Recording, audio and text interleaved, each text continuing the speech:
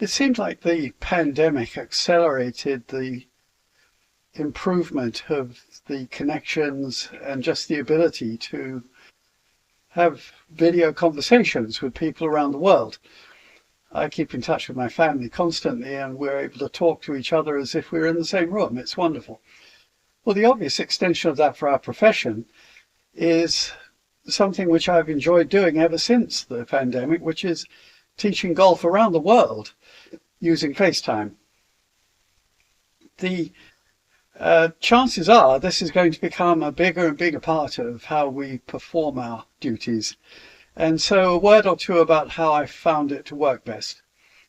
The essentials are that the client have, and I'll show it to you in this picture here, a tripod that's portable and easy to put in and take out of the bag.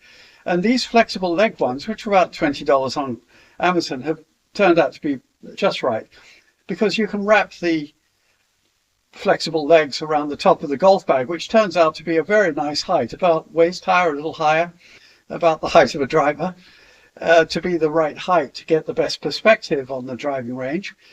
And so it's a convenient way of attaching. Usually the phone is being used as the camera to the bag. Now the next thing you'll see is the obvious one, which is earbuds.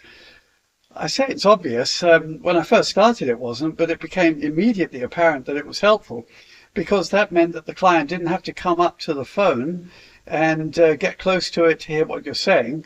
And it also provided little privacy vis-a-vis the people around you if you're particularly on a busy driving range. So the earbuds are wonderful. Just encourage them to make sure that they're charged, because I've had occasion where they cut out inconveniently in the middle of a good golf lesson. So then I would suggest also to encourage them, if they're at a driving range, which usually have mats, that they have a little variety of those rubber tees that poke up through the hole of the mat. It's nice to be able to vary those heights so that you can go to the driver and then to a fairway wood and lower, in fact, is occasionally helpful for me.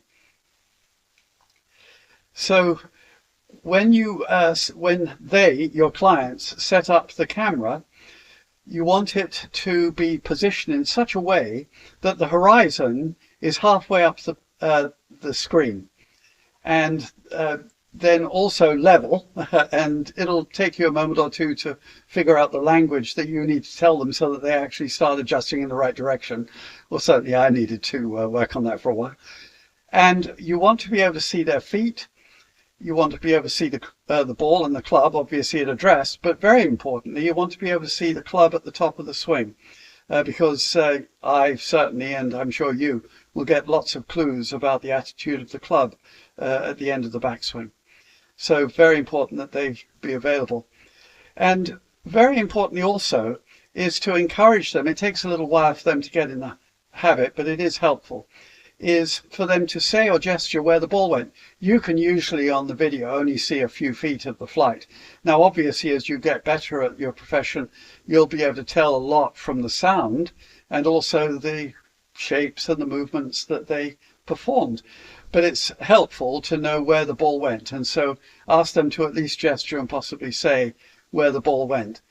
And I think you'll find it's as efficient as teaching in person. I certainly do.